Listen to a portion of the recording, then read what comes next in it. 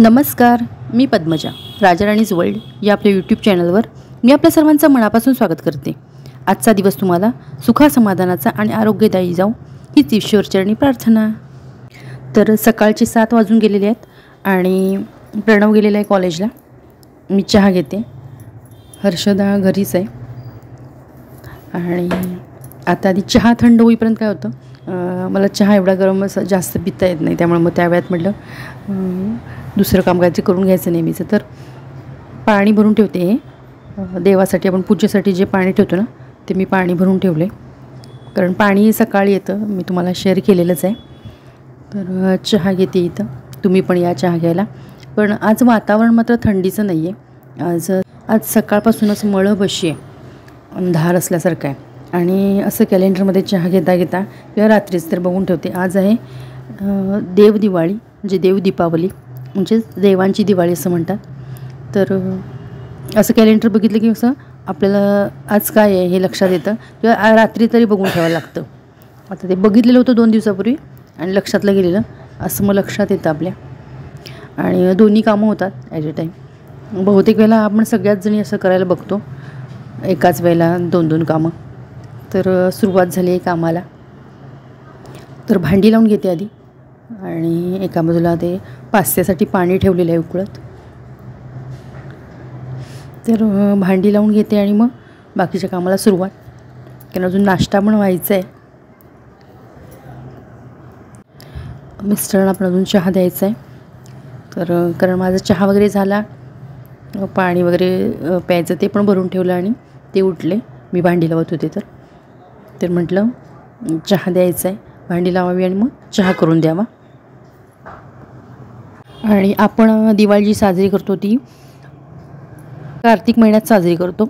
आणि देवांची दिवाळी असते ती मार्गशीर्ष महिन्यात, आणि ती आज दिवाळी आहे. देवदिवाळी म्हणतात त्याला.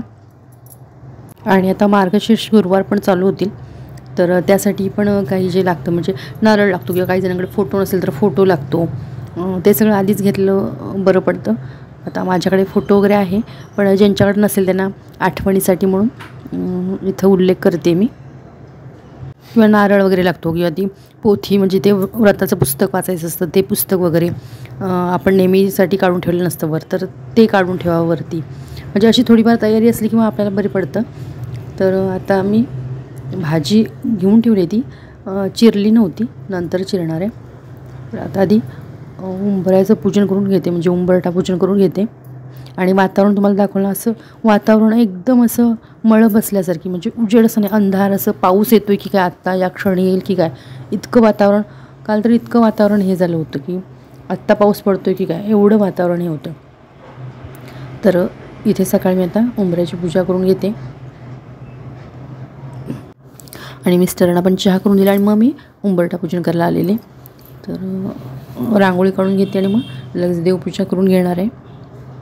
आणि हर्षदाची तब्येत आज बिघडलेली आहे, तर त्यामुळे ती कॉलेजला गेलेली नाही, घरीच आहे.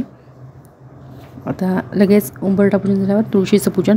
हा नेहमी क्रम असाच असेल असं काही नसतं, म्हणजे थोडाफार बदल होतो यात. काही वेळेला नाश्ता वगैरे आधी, किंवा डबे असले तर डबे आधी होतात आणि मग त्यानंतर पूजा वगैरे करून घेते. आता कसं आहे, सकाळचं कॉलेज चालू झालं मुलांचं, त्यामुळे असं आधी देवपूजा वगैरे मला करून घेता येते आणि मग जेवण वगैरे केलं तरी चालतं. तर तुळशीची पूजा इथं मी करून घेतलेली आहे. सकाळी मी जेव्हा रेडिओ ऐकत होते ना, तेव्हा पण असं ऐकलं की वातावरणात इतका बदल झाला की त्यामुळे सर्दी, खोकला, ताप अशामुळे काही ना काही असे चालू आहेत. घरात एक ना एक व्यक्ती आजारी आहेच, कारण वातावरणच इतकं बिघडलेलं आहे. थंडी इतकी होती मध्यंतरी, इतकी प्रचंड थंडी होती, म्हणजे सकाळी लवकर दरवाजा उघडू नये इतकं असं वाटत होतं. आणि आता इतकं अचानकच गरम व्हायला चालू झालेलं आहे. वातावरणात खूप मोठा बदल झालेला आहे. आणि मग त्याचा आपल्या शरीरावर पण परिणाम होतो, कारण लगेच ॲडजस्ट होत नाही ना आपले शरीर त्या वातावरणाशी करायला. तर सगळ्यांनी काळजी घ्यायला लागते, पण बाहेर जावं लागतं. त्यामुळं कसं होतं, काही वेळेला नाही हे करता येत, बाहेर जाणं वगैरे टाळता येत नाही. मग अशा वेळेला काही वेळेला होतो प्रादुर्भाव त्याचा, आणि मग आपल्याला त्रास होतो तब्येतीला. तर आता इथे देवपूजा करून घेते. आणि देवपूजा करताना काय करते बघा, तर थोडंसं आपण देवाचंही कौतुक करावं म्हटलं कारण मी दिवाळी दिवशी पाडव्या दिवशी वगैरे देवाला उठणं वगैरे लावलेलं, पण आज म्हटलं देव दिवाळी आहे तर हे कसं काय कोणी म्हटलेलं नव्हतं किंवा सांगितलं मला माहिती नाही, पण आपलं म्हटलं देव दिवाळी आहे तर करावं जरासं कौतुक म्हणून उठणं वगैरे लावते. तर नेहमी सेंट वगैरे म्हणजे अत्तर वगैरे मी लावत असते. आंघोळ वगैरे देवांची झाली की सेंट वगैरे लावायचं, बाकीचं सगळं लावायचं, पण आज म्हटलं उठणं लावावं. तर मस्तपैकी गुलाब पाण्यामध्ये उठणं मिक्स केलं आहे आणि देवांना लावून छानपैकी आंघोळ घातलेली आहे. आता यानंतर छानपैकी सेंट वगैरे म्हणजे अत्तर वगैरे लावून चंदन, हळद, कुंकू, अष्टगंध म्हणजे ज्या देवाला जे पाहिजे त्याप्रमाणे लावून घेणार. आणि फुलांचं काय झालं, मी आज जाणार होते मार्केटमध्ये म्हणजे फुलं आणता येतील, कारण 2 दिवसापूर्वी बघितलं होतं देव दिवाळी आणि फुलं थोडीशी होती, पण हर्षदाची तब्येत बिघडली त्यामुळे आता म्हटलं राहू देत आहे त्याच फुलांचा हे करूया आपण. तर आहेत तीच फुलं घातलेली आहेत मी देवाला. माझ्याकडं आता जे काय होतं त्याप्रमाणे मी होतं ते घरात त्याप्रमाणे पूजा केलेली आहे. नाहीतर बाहेर गेलं की जरा असं काहीतरी आणता येतं आपल्याला. तर आणि आपण कौतुक करणारे कोण, पण आपल्यालाही वाटतं ना की जरासं आपणही हे करावं. आणि ईश्वर इतका मोठा आहे ना की आपण करणारे पामर कोण एवढे मोठे, पण जे काय आहे ते अगदी मनापासून करायचं असं मला वाटतं आणि भक्तिभावाने करावं. तर तसंच मी करते. आणि तुम्ही पुढे बघाल अगदी साध्या पद्धतीने मी जी काय केलेली ती पूजा आहे. म्हणजे तुम्ही म्हणाल की आज देव दिवाळी आहे, इतकं येणे सांगते किंवा कौतुक केलं, तर जे काय होतं आता घरात त्या ह्याच्यातच मी केलेलं आहे की जेवढं मला जमतं तेवढं. कारण प्रणवला पण आणायला सांगणार होते, पण प्रणव पण आज 1 वाजता आला, वेळानं आला. आणि तोही जरा हे झाल्यासारखा झाला, कारण वातावरणच खूप बिघडलेलं आहे. बाहेरून जाऊन आलं ना माणूस की एकतर सर्दी खोकला असं काहीतरी चालूच होतं. तर म्हटलं असू देत, कारण देवाला माहीत असतं आपण मनापासून करतो. तर चला बघा, बोलत बोलत माझी इथं देवपूजाही करून झालेली आहे. आणि अशी बघा अगदी साध्या पद्धतीने केलेली आहे. फुलं असली ना की छान वाटतं, फुलं असली की देवघर असं भरलेलं मस्त वाटतं. फक्त गुलाबाची फुलं होती माझ्याकडे, बाकी कुठली नव्हती. पिवळी पांढरी वेगवेगळे कलर असले ना की आपल्याला छान वाटतं. आता दिव्याला घालायला पण फुल नव्हतं, पण जी काय फुलं होती ती देवानं पण वाहिली. तर आता करते नाश्ता, कारण हर्षदाला विचारलेलं काय करू, कारण तिला भूकही नाही म्हणत होती. तर म्हटलं थोडंसं काहीतरी खायला पाहिजे, म्हणून मग आता पोहे कर म्हटली. तर पोहे करते. आता तिघांना करते. आता प्रणव वेळानं आला, तुम्हाला म्हटलं मला माहीत नव्हतं, म्हणून म्हटलं लवकरच आला तर काही वेळेला सुटतं लवकर कॉलेज, त्यामुळे करूया म्हटलं. तिघांना पण केले, म्हणजे मला, हर्षदाला आणि प्रणवला, कारण मिस्टरांचा नाश्ता वेगळा असतो, त्यांना वेगळा नाश्ता करून देते. आता पोह्याला कांदा चिरला, कांदा मिरची तेव्हाच, बाकीचं पण चिरून घेतलं. ते का भाजीचं नाही आहे, चिरलेलं दिसलं असेल तुम्हाला, तर ते मिस्टरांचा जो नाश्ता करायचा आहे त्याचं चिरून लागलंच घेतलं, म्हणजे त्यांनाही नाश्ता करून देईन. कारण त्यांनी आत्ताच चहा घेतलेला, म्हणजे थोड्या वेळाने कर म्हटले, त्यामुळे हा नाश्ता आमचा झाला की लगेच त्यांना करून देणार. मग भाजी आमटीचं मग नंतर चिरणार. एकदा लवकर पण म्हणजे लागलंच नाश्त्याच्या बरोबर चिरून घेते, पण आता काय झालं, कारण पूजा वगैरे करण्यात वेळ बराच गेला तसा, आणि त्यामुळे भाजी आमटीचं जे चिरत बसले तर म्हटलं नाश्त्याला पुढे वेळ होईल, बाकीचं जेवणाचं नंतरच बघावं म्हटलं, नाश्ता आधी करून घ्यावा. हर्षदा नकोच म्हणत होती, कारण मुलं अशा वेळेला बरं नसली की नकोच म्हणत असतात, पण म्हटलं थोडं तरी खा म्हणून म्हटलं करूया. आणि आपण एकटं असलं की बघा करायला बघत नाही, तर म्हणजे करून घेतलं पाहिजे स्वतःसाठी पण, कारण आता ह्या वयात कसं असतं नाश्ता केला पाहिजे, पण आपण दुर्लक्ष करतो एकटं असलं की नको म्हणतो, कारण ही दोघं जातात लवकर कॉलेजला आणि एवढ्या सकाळी नाही ती खात नाश्ता 7 वाजता वगैरे, त्यामुळे ती होतीच म्हटलं करूया, नाहीतर ती काय खाणार नाही तशीच बसेल.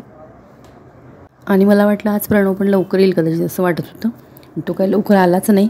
मी केला त्याच्यासाठी पण नाश्ता, पण तो आलाच नाही आज लवकर.